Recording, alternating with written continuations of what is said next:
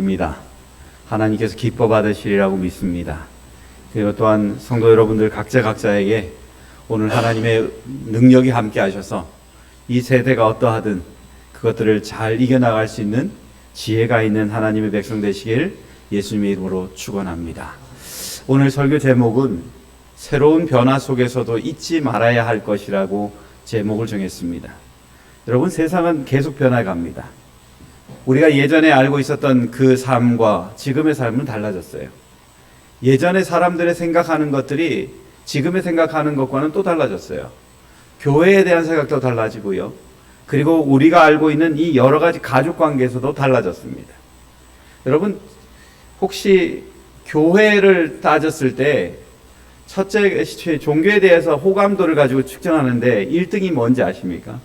불교와 기독교, 천주교, 그리고 원불교, 그리고 이제 무슬림이라고 말하는 종교가 있습니다. 이슬람교라고 그러죠. 그 5가지 중에 1등이 어느 건지 아십니까? 최근에 나온 게 1등이 불교입니다. 약 50점 이상을 가지고 있는 호감도를 갖고 있다 그럽니다. 2등이 어딜까요? 천주교랍니다. 그러면 3등은 어딜까요? 3등은 왔다 갔다 한답니다. 최근에는 갑자기 원불교가 3등으로 들어갔답니다. 4등이 기독교가 됐대요. 이게 계속 엎치락뒤치락 하는 것 같습니다. 근데 신기한 거는 우리가 원불교에 대해서 잘 압니까? 모르지요. 그런데도 거기가 올라가는 것들을 가지고 얘기하면서 어떤 평론가가 이렇게 말합니다. 이제는 좀 조용하라고 그런 것 같다고. 너무 종교들이 너무 소리를 질러대니까 사람들이 편안한 걸 좋아한다는 것입니다. 조용하게 뭔가 하는 걸 원한다는 것입니다. 자녀들과의 관계도 그런 것 같습니다. 자녀들의 관계도 전에는 부모들의 말에 절대 순종하듯이 싫어도 그냥 따라했던 우리의 모습이지만 요즘은 그렇지 않은 것 같습니다. 제가 한 교회 집사님이 계시는데 이 집사님이 항상 오실 때마다 웃으세요. 그러면 이 집사님은 행복한 분일까요? 이 내용 보니까 행복해 보이지 않으시죠? 근데 항상 웃으세요. 그래서 집사님 잘 지내시죠? 그러면 나 늘 잘 지낸다는 것입니다. 근데 집사님의 이야기를 하루는 이렇게 듣는데 이 집사님의 삶은 어떠냐면 아들을 입양을 했습니다. 입양해서 이 아들을 키우는데 이 아들이 자라면서 고집이 보통 센 게 아닙니다. 아버지가 돌아가실 때 남겨준 재산이 있는데 이 아들이 다 탕진해버렸어요. 그리고 어머니가 이제는 갑자기 그 돈 많았던 엄마가 이제는 생활보호 대상자가 됐습니다. 그런데도 이 아들이요, 이 어머니가 교회 가는 걸 싫어해요. 그러니까 어머니를 교회 못 가게 하려고 이쪽 저쪽 이사를 가는 것입니다. 그렇게 하면서 이 집사님은 교회에 오는 게 너무나 힘들어진 거예요. 그래서 집사님 보면서 집사님 편안하세요? 잘 지내세요? 그러면 집사님은 말합니다. 아유, 목사님 잘 지내고 있어요. 어떻게 마음은 편안하세요? 그러면 집사님 하는 말이 있습니다. 아유, 그냥 그렇게 지내요. 왜요? 그러면 아들 때문에요. 근데 어떡하겠어요? 내 자식인데. 살면서 우리는 정말 희망을 품고 자녀를 놓고 또한 입양도 하고 이렇게 합니다. 근데 자녀들이 그 역할을 제대로 못할 때 여러 가지 근심이 있지만 그럴지라도 부모들은 희망을 갖고 살아갑니다. 이렇게 막 바뀌고 살아가는 현실에 어쩌면 우리의 신앙은 또 어떻게 돼야 될지를 좀 고민을 해봤습니다. 그래서 성경에 있는 내용을 좀 보게 되었습니다. 아까 장로님 읽으셨던 성경절을 다시 한번 좀 보겠습니다. 시작. 여호와께서는 너희로 자기 백성 삼으신 것을 기뻐하신 고로 그 크신 이름을 인하여 자기 백성을 버리지 아니하실 것이요 나는 너희를 위하여 기도하기를 쉬는 죄를 여호와 앞에 결단코 범치 아니하고 선하고 의로운 도로 너희를 가르칠 것인즉 너희는 여호와께서 너희를 위하여 행하신 그 큰 일을 생각하여 오직 그를 경외하며 너희의 마음을 다하여 진실이 섬기라. 이렇게 말합니다. 하나님께서 우리를 선택하신 걸 기뻐하신다고 했어요? 슬퍼하신다고 말합니까? 근데 우리가 하나님 말 잘 들어요, 안 들어요? 잘 들으면 이 얘기 안 나옵니다. 근데 여기에 있는 내용들을 들여다보면 이스라엘 백성들이 하나님의 뜻과는 정반대의 길을 갈 때 하나님께서 그들에게 하시는 말씀이 너희들 이거 기억하라는 것입니다. 나는 너희들을 어떻게 한다고요? 너희가 너희들을 선택한 것을 기뻐한다는 것입니다.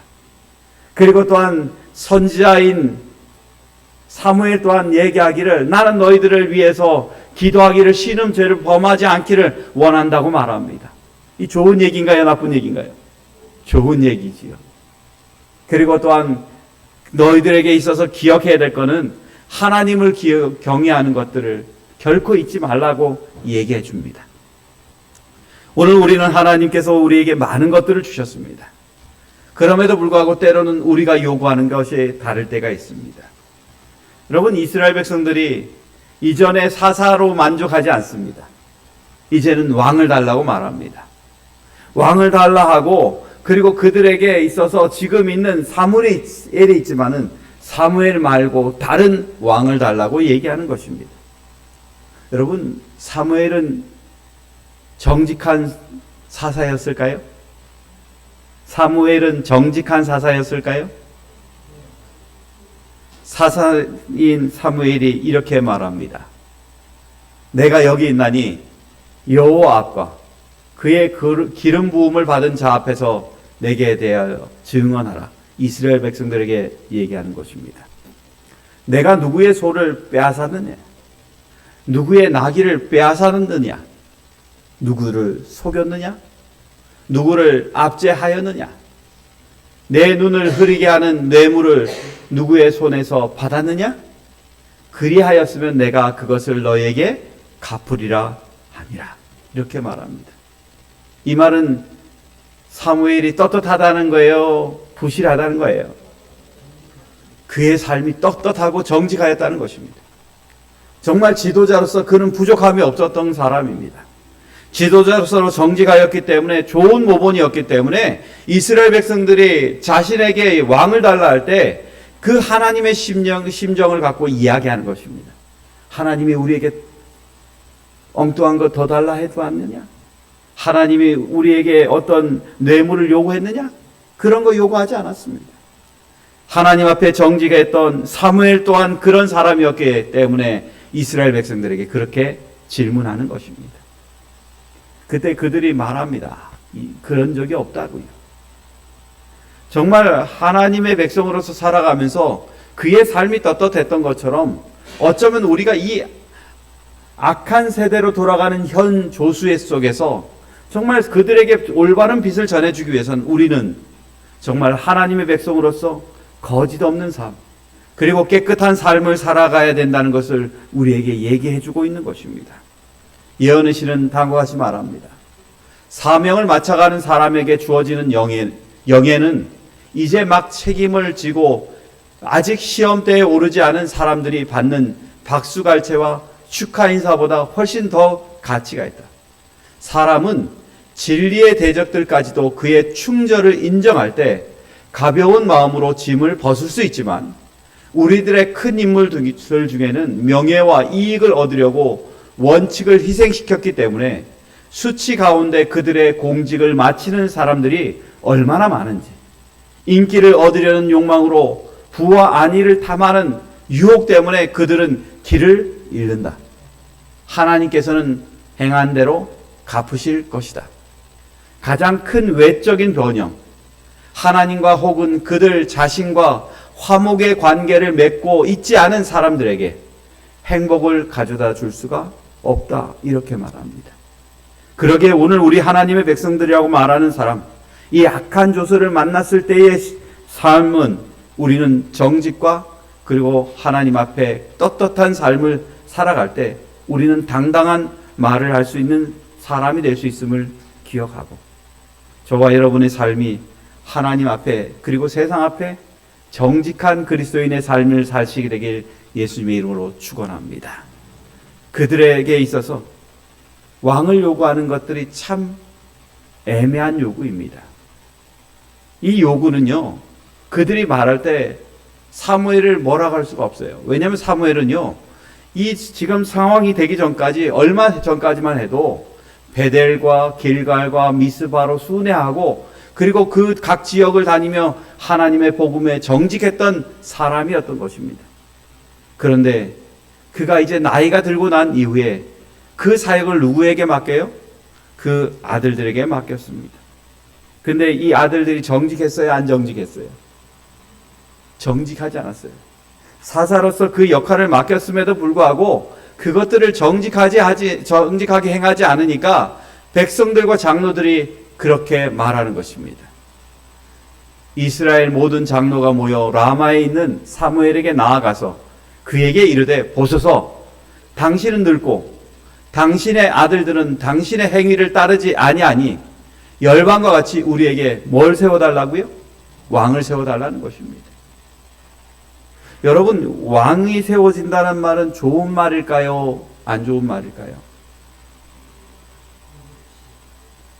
여러분, 왕을 세워달라는 말은 하나님 대신 뭘 달라는 거예요? 왕을 달라는 거예요. 사무엘상 8장 7절에 보면 이렇게 말합니다. 여호와께서 사무엘에게 이르시되, 백성이 내게 한 말을 다 뭐하라? 들으라. 이는 그들이 너를 버림이 아니요 나를 버려 자기들의 왕이 되지 못하게 함이니라 라고 말합니다. 이 말이 무슨 말인지 알죠? 이 사람들이 요구하는 건 눈에 보이지 않는 우리의 영적인 왕을 원하는 것이 아니라 눈에 보이는 왕을 원한다는 것입니다. 하나님께서 우리를 인도해 주신 그 모든 것들을 보긴 봤지만 그런 왕이 아니라 눈에 보여서 실질적으로 우리를 이끌고 전쟁에 나갈 수 있는 그런 왕을 달라고 말하는 것입니다. 여러분, 그런데 하나님께서 뭐라고 얘기해요? 그것들을 가지고 들으라는 것입니다. 그 말을 들으래요. 하나님께서도 그것들을 허용하셨으니 너도 들으라는 것입니다. 여러분, 하나님께서 이 이야기를 들었을 때 하나님은 속상하실까요? 편안하실까요?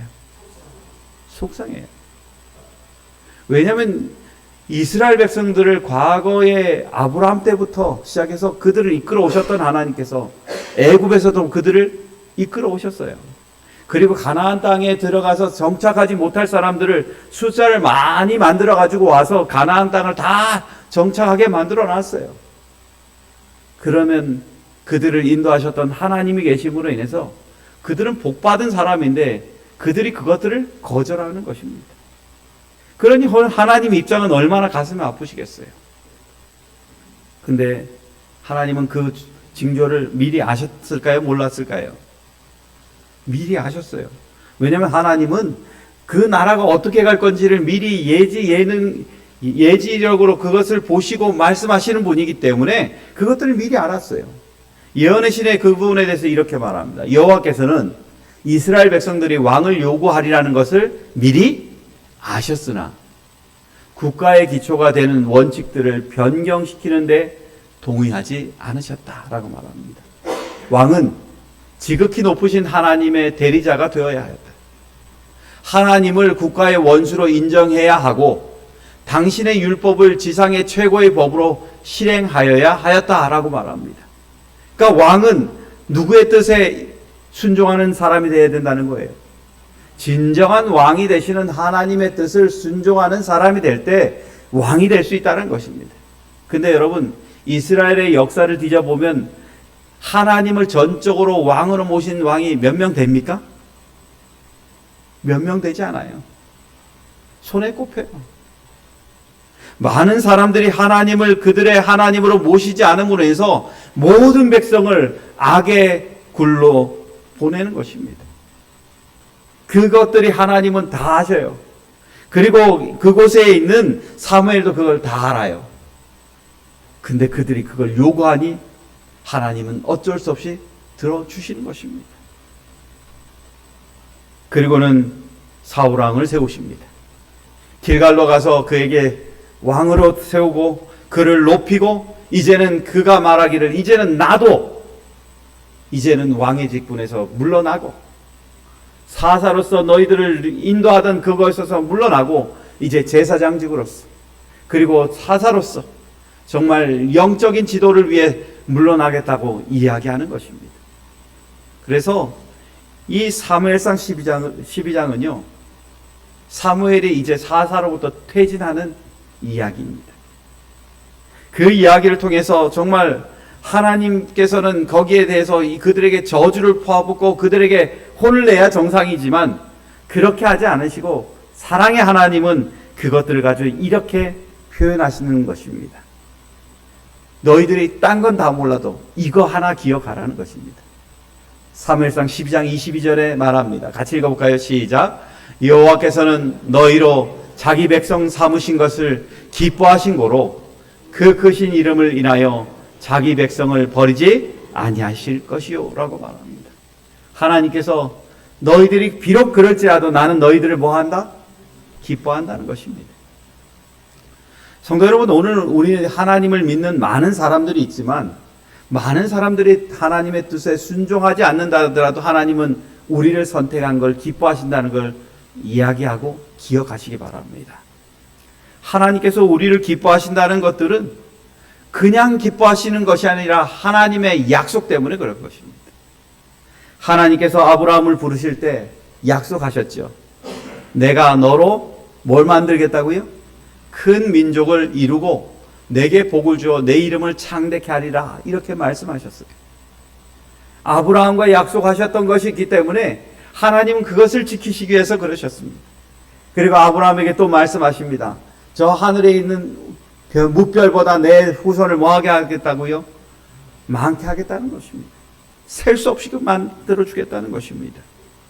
그 하나님께서 그 백성들을 아브라함과의 약속으로 인해서 선택하신 것을 하나님은 후회하지 않는 것입니다. 그리고 그것들을 선택함으로 인해서 그 사람들을 앞으로 어떠한 여정이 있든 그들과 함께 가는 길을 기뻐하신다는 것입니다. 저는 여기 계신 분들과 함께 하시는 하나님이 계심을 감사합니다. 그리고 하나님께서 우리와 걸어가시는 걸음을 기뻐하실 뿐만 아니라 우리와 가는 길을 불편해하지 않는 하나님이 계심을 저는 감사해야 합니다. 그러게 여러분이 어떠한 길을 가든 그 길로 인해서 불편해하지 마시고 하나님께서 아직도 나로 인해서 기뻐하신다는 그 말씀 하나로 하루하루 하나님과 교제하는 것들을 두려워하지 마시고 하나님 앞에 가시는 주의 백성 되시길 간절히 바랍니다. 다윗은요, 하나님께서 자신들의 하나님의 백성을 만들어 주신 것을 기뻐하며 이런 찬미를 불렀습니다. 우리 같이 읽어볼까요? 시작. 땅의 어느 한 나라가 주의 백성 이스라엘과 같으리이까?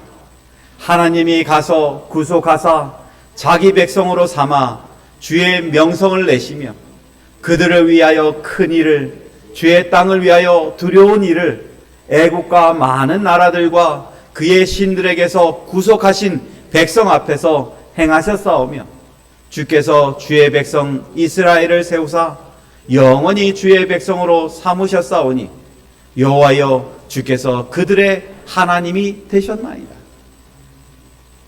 하나님께서 선택하시고 하나님께서 그들의 하나님이 되심으로 인해서 그들은 정말 하나님 앞에 찬송과 영광을 돌릴 수 있는 백성이 되었다는 것입니다. 애굽이 아무리 강성하더라도 바벨론이 옆에 있어서 아무리 강성하더라도 그들보다 또한 아시리아가 있어서 그들보다 강성하더라도 여러분 그들에게 두려움이 없다는 것입니다. 그들을 주관하시는 분이 하나님이고 그들을 보호하시는 분이 하나님이십니다. 그러기에 하나님의 백성들은 오늘날 하나님 안에 있을 때 그들은 두려워할 것이 없는 것입니다. 그런데 사람들의 마음은 그렇지 않은 것 같아요. 하나님 안에 있을 때 두려움이 없다 그랬지 하나님 밖에 나갔을 때 두려움이 없다라고 얘기하지 않습니다.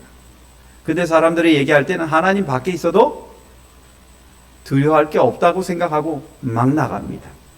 근데요, 하나님의 뜻은 하나님 안에 있을 때입니다.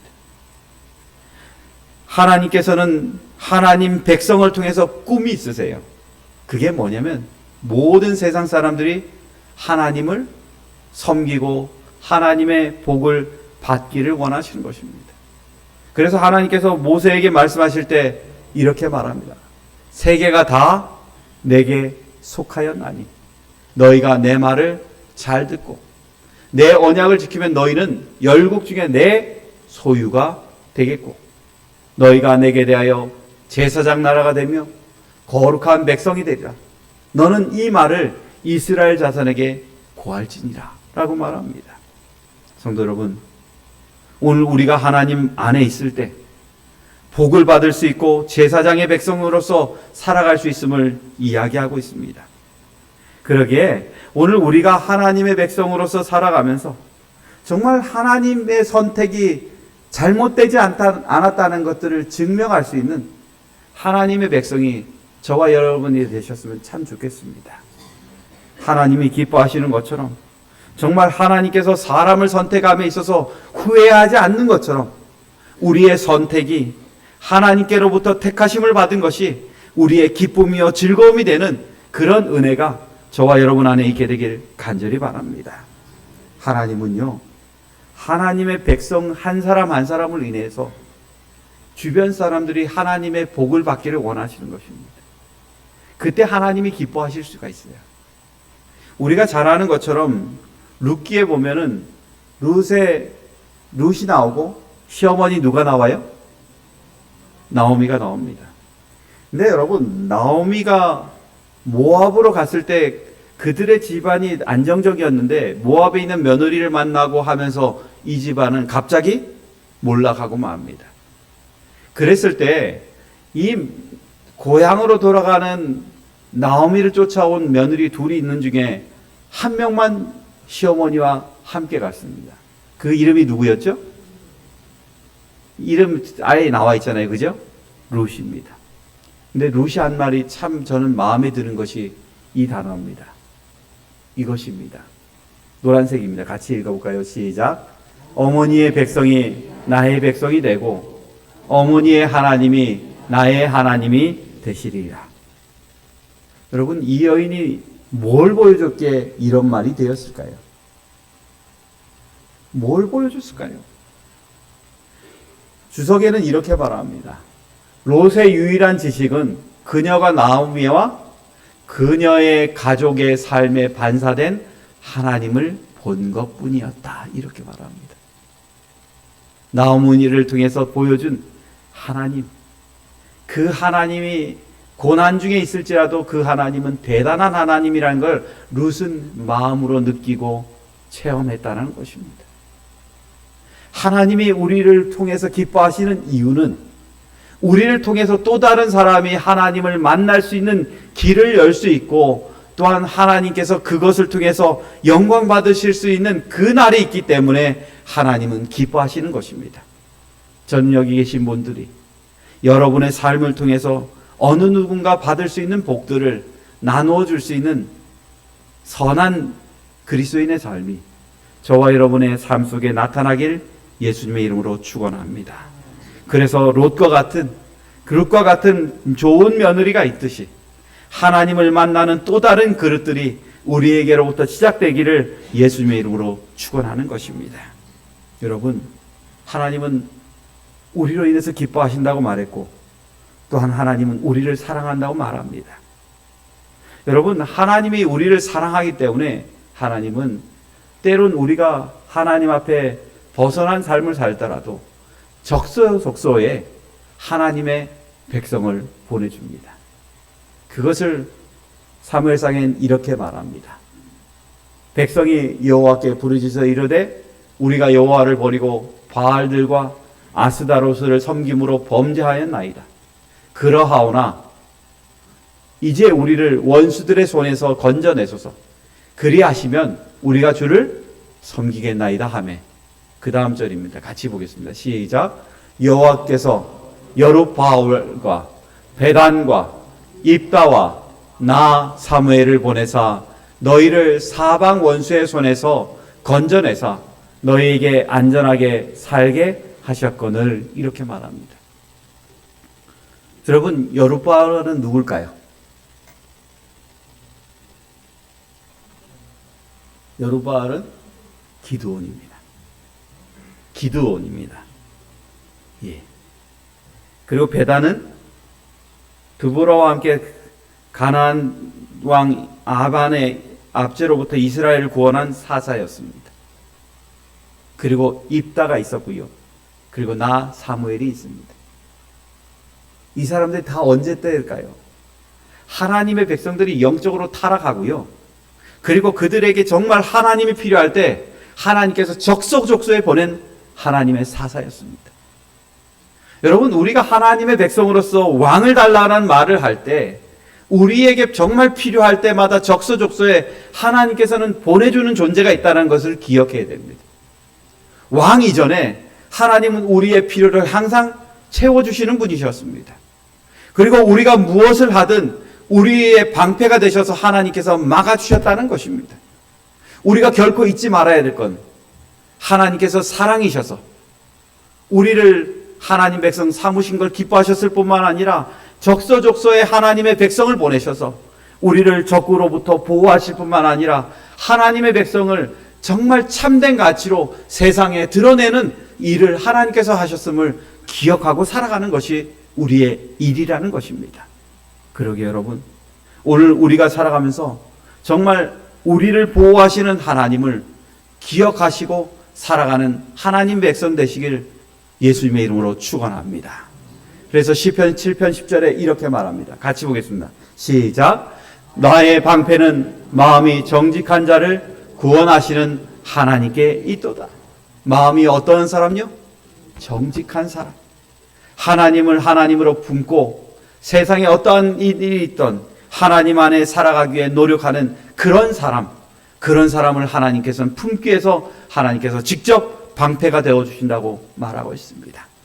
여기 계신 여러분들이시여, 하나님께서 사무엘을 통해서 세상에 아름답게 하셨고 하나님의 백성으로 정직하게 하셨던 것처럼 저와 여러분의 삶이 이제는 하나님 안에 진정한 왕으로서의 하나님을 만나고 살아가는 주의 귀한 백성 되시길 예수님의 이름으로 축원합니다.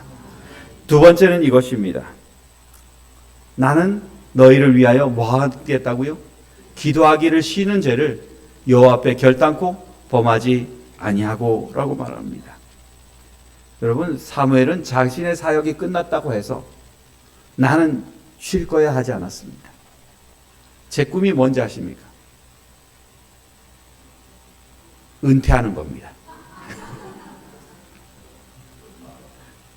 엄보성 목사님 나보다 제가 같은 교회에 있을 때 뒤에 와서 쿡쿡 찌르면서 하는 말이 있었거든요. 조 목사, 은퇴하면 좋아. 은퇴. 이러는 거예요. 그래서 제가 그 옆에서 뭐라 그랬는지 아세요? 그럼 목사님 지금 은퇴할까요? 그러니까 그건 아니고 65세까지 빨리 나이가 들어서 은퇴하라는 것입니다. 근데 갑자기 어저께 동기들이 카톡으로 제가 몇 년 남았는지 그걸 딱 올려 보내줬어요. 진짜 10년 남았더라고요. 이제 10년 후면 저도 은퇴합니다. 그날을 학수고대합니다.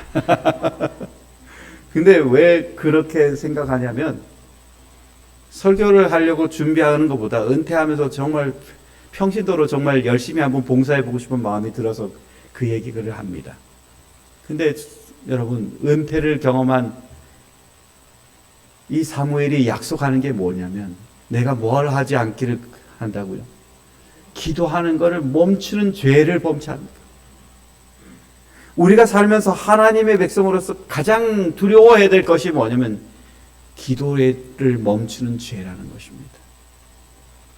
제가 친했던 목사님이 있는데 저에게 하시는 말씀이 이것이었습니다. 조 목사가 지금 원하는 기도가 뭐야? 이거예요. 제가 교회에 그때 얼마나 힘들었냐면 교회를 혼자 수리를 해야 되는데 도와줄 집사님도 없어요. 그 교회는 여인천하거든요. 남자가 없어요. 여인천하. 남자 집사님도 없고 장로님도 없어요. 그러니까 혼자 다 해야 돼. 그런데 그 일을 할 때 무슨 생각이 들면 그냥 누군가 좀 도와줬으면 하는 바람이 간절한 것입니다. 근데 그것들을 할 때 그걸 뜯어고치든 어떻게든 다행히 다른 교회에서 지원해줘서 한 분하고 같이 그걸 한 얼굴이 시커매가면서 그렇게 했는데, 정말 그때 목사님이 질문하실 때 그런 거예요. 무슨 기도를 해줬으면 좋겠냐는 거예요. 목사님, 교회 소리가 잘 됐으면 좋겠어요. 그래, 그러면 나 그걸 위해서 기도할게. 난 기도하기를 멈추는 죄를 범할까 봐 걱정이야. 이런 얘기를 한 거예요. 참 신기하다. 왜 하나님의 백성들은 기도해 주는 걸 멈추는 걸 두려워해야 되는가? 왜 기도하는 것들을 멈추면 안 될까? 그것들이 무슨 죄가 될까? 근데 여러분, 기도가 멈춤과 동시에 우리는 우리의 신앙의 관계가 깨어지는 것을 생각할 수밖에 없습니다. 사무엘답게 만든 건 어머니의 기도였습니다. 그 애를 위해 옷을 짜주는 어머니의 기도였어요. 그리고 또한 그가 정말 살아갈 수 있는 큰 역할을 하는 것은 어머니가 끊임없이 기도하는 마음으로 그를 위해 살고 있다는 것입니다. 이스라엘 백성들에게 한 가장 중요한 것은 모세가 하나님 앞에 중보 기도를 하였기 때문에 그렇습니다. 자신의 목숨을 내놓고도 기도하였고, 하나님께 이스라엘 백성들이 고통당하는 걸 가지고 하나님께 기도하였던 것이 모세였습니다. 어쩌면 이 선택의 순간 속에 우리가 가장 두려워해야 될 것들은, 내 삶의 기도가 멈추는 것들을 가장 두려워했던 사무엘과 같이 우리는 지금 그것들을 두려워해야 되는 하나님의 백성이 되어야 된다는 것을 기억해야 된다는 것입니다. 저에게도 어려운 순간이 참 많았어요. 대학원은 다닐 때 한 학기를 다니고 나니까 돈이 똑 떨어지더라고요. 어차피 저를 학비를 대어줄 사람이 없잖아요. 그래서 이제 고민하고 있는데, 한 학기 다니고 좀 있다가 안 사람이 도와줘서 그 학기를 다녔는데, 그 다음 학기를 다니려니까 결혼을 하고 난 이후에는 돈이 있겠어요, 없겠어요? 내가 왜 결혼했나 이런 생각이 들긴 하지만 그 덕에 돈이 똑 떨어졌어요.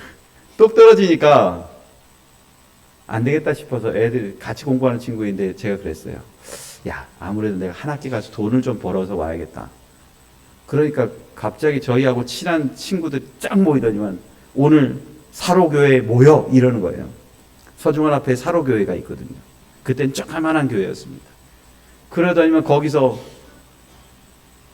국수 한 그릇 먹고 오늘부터 밤새도록 기도하자 이러는 거예요. 왜? 학진이 형이 학교 그만두지 않도록. 그날 저녁에 이 친구들이 같이 기도했어요. 기도하고 난 이후에 집에 돌아가면서 그러는 것입니다. 형, 하나님께서 해결해 주실 거야.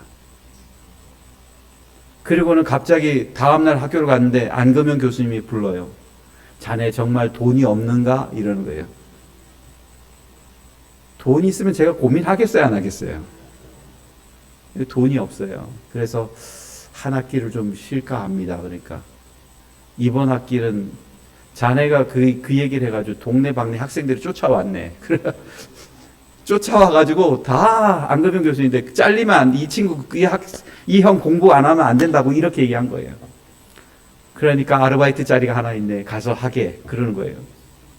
그리고 그 해에 이쪽 저쪽에서 도우미 손길이 와서 그 학기는 무사히 마쳤어요. 여러분,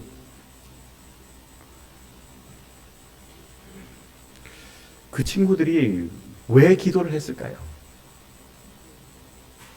우리에게는 매달릴 존재가 하나님밖에 없어요. 하나님께 의지하고 그 길을 갈 수밖에 없는 것입니다. 그러게 여러분, 사무엘이 그 얘기했던 거는 우리에게 정말 희망이 되는 것입니다. 고난이 있고 답답함이 있고 염려가 있을 때 세상의 왕을 쫓는 것이 아니라 우리의 영원한 왕이 되시는 하나님을 쫓을 수 있는 기회, 그리고 그것을 위해 기도할 수 있는 기회, 그것을 갖는 것이 특권이라는 것을 생각하시고 저와 여러분의 삶 속에 매일마다 하나님 앞에 나아가는 귀한 삶이 저와 여러분의 있게 되기를 예수님의 이름으로 축원합니다. 여러분, 중보 기도, 그것은 매우 중요합니다. 중보라는 것, 그것은 백성의 염려를 하나님 앞에 아뢰는 것입니다. 그런데요, 사무엘은 중보 기도만 할 뿐 아니라 자기는 메신저가 된다고 얘기합니다. 하나님의 뜻을 누구에게요? 백성에게 알려줄 수 있는 사람. 하나님의 율법을 마음속으로 품고 사람들을 올바로 갈 수 있는 길을 만들어주기 위해서 살아가는 사람, 그 사람이 사무엘이 되겠다고 백성들에게 얘기하는 것입니다. 여러분, 우리가 기도만 열심히 하는 사람이 아니라 하나님의 말씀에 준해서 사람들에게 지혜를 나눠줄 수 있는 사람이 저와 여러분이 되시길 예수님의 이름으로 축원합니다. 그래서 우리의 삶이 하나님 앞에 기도로서 사람들의 상처를 내놓고 같이 기도할 수 있는 연합된 삶이 되고, 또한 하나님의 뜻들을 사람들에게 온전히 전해져서 하나님의 말씀으로 살아가는 것이 얼마나 가치 있는지를 보게 만들어주는 눈이 우리 안에 일어날 수 있도록 올 한 해는 그렇게 살아가는 하나님의 백성이 되시길 예수님의 이름으로 축원합니다. 사무엘은 그 길을 선택함으로 그의 삶이 아름다웠고 그의 마지막이 하나님 앞에 영광 돌리는 삶이었음을 이야기하는 것입니다. 정말 하나님은 우리를 사랑하십니다. 우리를 기뻐하십니다. 그러기에 오늘 우리를 사랑하고 아끼는 마음으로 하늘까지 가는 여정을 같이 동행하길 원하십니다. 그 은혜의 사랑의 하나님을 함께 만나시고 행하는 일을 주저하지 않고 주 안에 살아가시는 주의 백성이 되시길 간절히 바라며 오늘 말씀은 여기서 마치겠습니다.